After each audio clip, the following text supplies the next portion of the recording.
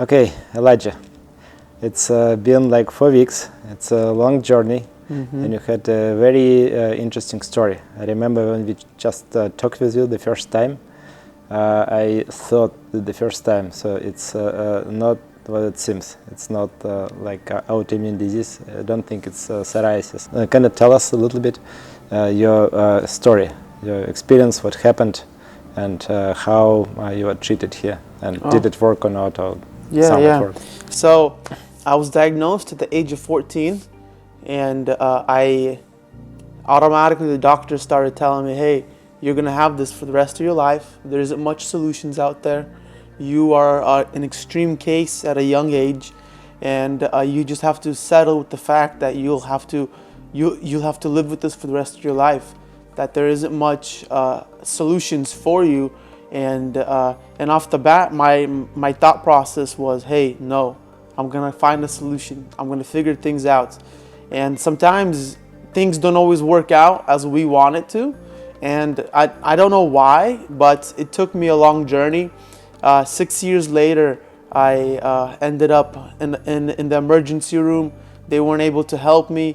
It was a lot of pain and suffering I had to go through. Eventually started getting onto medication called Humira. We talked about it over the phone before I came here, and I would take shots every 2 weeks.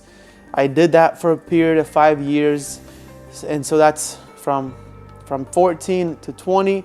Then the shots were from 20 to 25, and then the shots wore off, and I discovered hell on earth. Pretty much laid in bed last year for a lot of that year.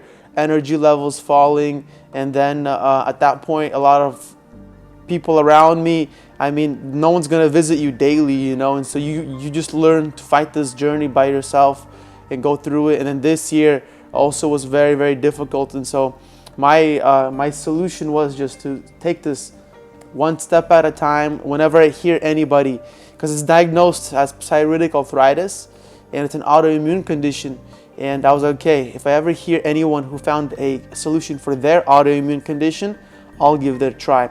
So I did one thing and then some other things. And so, and I was always trying to go the natural route because I was scared to hurt my organs. I always thought like eventually I wasn't born with this. This wasn't something that came into this world with. Something happened, so it has to reverse. There has to be a way to do this. And I've been to Israel, I've been to Ukraine, I've been to places around America, and just you become frustrated that everyone gives you the same answer. And 13 years later, which is today, and I found Santa Maria. My aunt told me that she knew 3 people that went through it, one of which had an autoimmune condition. And I mean, at first I'm talking to Yuri over the phone, and he's like just calmly explaining to me, he's like, I'm 90% sure that it's Lyme's.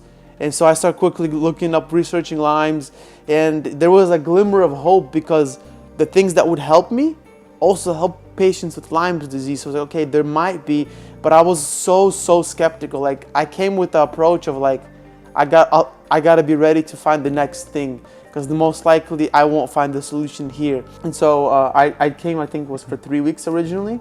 Yeah. You didn't know 3 or 4. Yeah. So depends how it goes. Yeah. So 3 weeks originally, and now I'm doing better.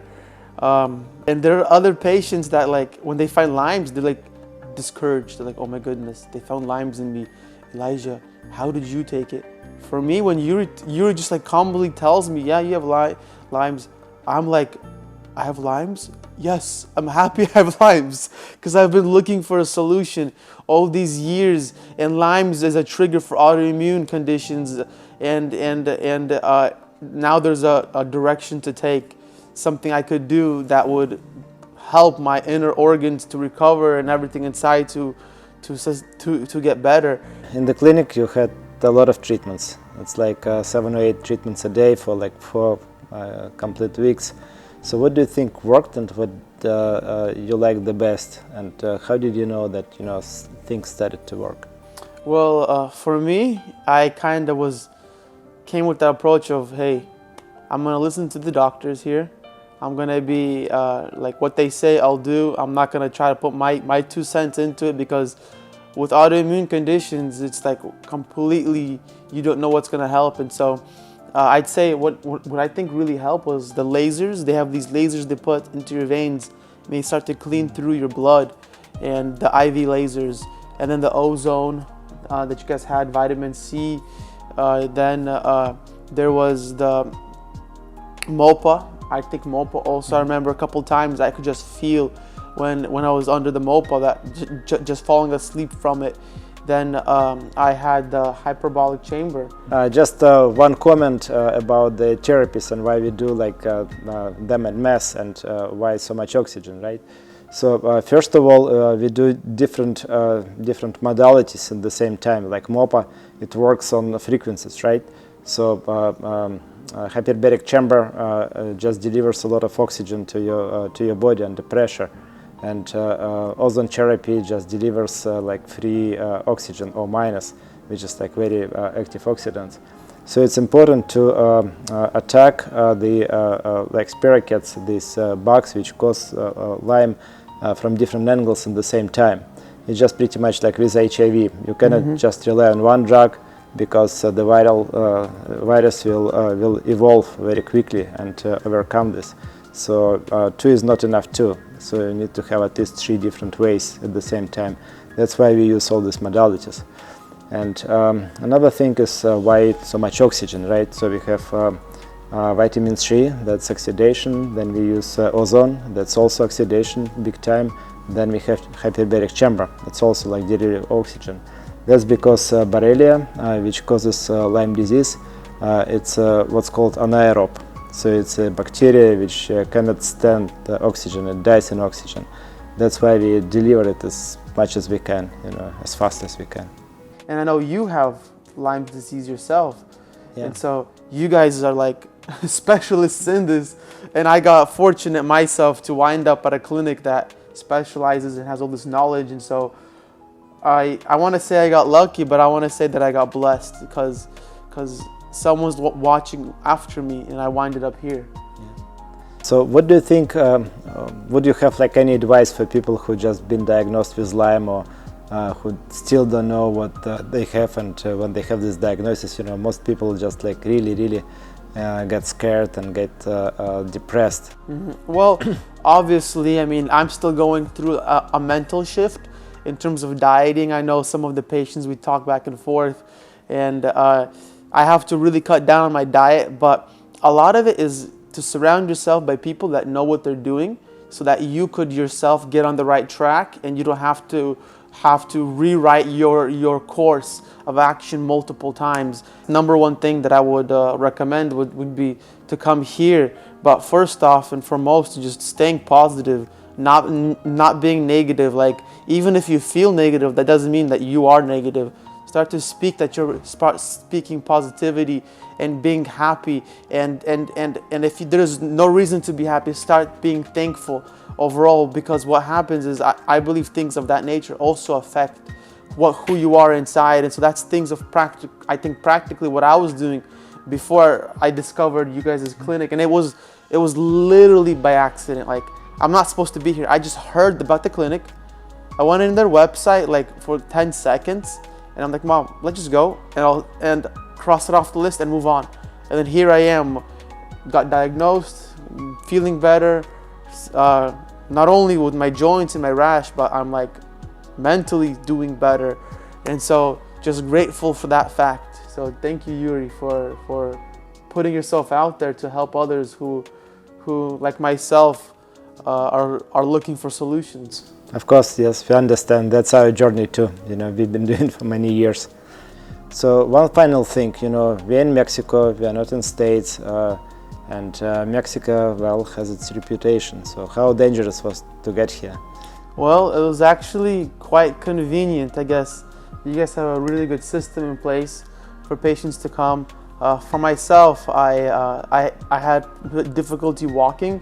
So I made the risk at the flight from Portland to walk to the gate, and I barely made it to my gate 10 minutes before they were closing, the doors, and I was just barely walking. And so they ended up in San Diego, wheelchairing me around, and so I wasn't really mobile, and so I didn't even know how the border would be. I'm like, do I have to walk across the border and somebody else picks me up there?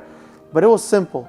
Sat into the car, they picked me up, and they went through the border themselves in the vehicle smoothly and brought me here. I mean, it was that simple, you know. And so just picked up from the airport and brought to the clinic. And once you come to the clinic, Yuri has a whole team that is hospitable, cooks for you here on campus. They have a cleaning crew that comes in. They provide what you need, and so you're just really taken care of here, and you come back feeling better than you came. So how was about dangerous Mexico in general? I know that yesterday you actually had some let's say not on curriculum food, and you went to Rosarito in the dark time, no less, yeah, with like a car full of Mexicans. How was it? Oh, was that it I like mean, bad? I mean, it wasn't even scary at all. I mean, I went with some of the locals. People are very welcoming here. They're I mean, happy people. They love to hear your story, and so yeah, I feel like home at this point, being here for 4 weeks. Okay, you've been here for like very long time, and I can understand that like having all these procedures day after day after day, it's tiresome, especially for a young guy. So how did you survive? You know, did you have any fun here, except for like procedures and medical treatments? Well, and I mean, the place? We're going through the procedures, but it's located on the ocean, which is quite awesome. You get to see all of the sea life out there, and so we're able to see the seals, the dolphins. There was actually one of the days for sunset, there was a dolphin actually jumping. So it's really, the whole atmosphere is relaxing, and you yourself, whether you want to or not, are forced to relax here, forced to kind of slow down your life, and you almost then become like, it helps you become more of a happier person with that. And so yeah, I really enjoy the scenery and where we're situated. Yeah, I'm definitely grateful for being here. Yeah, well, thank you so much, Alaya. Well, it's not like one day journey. There is no magic pill, especially in this case, you know, Lyme disease, but at least there is something that we can start with, and we know what to do next.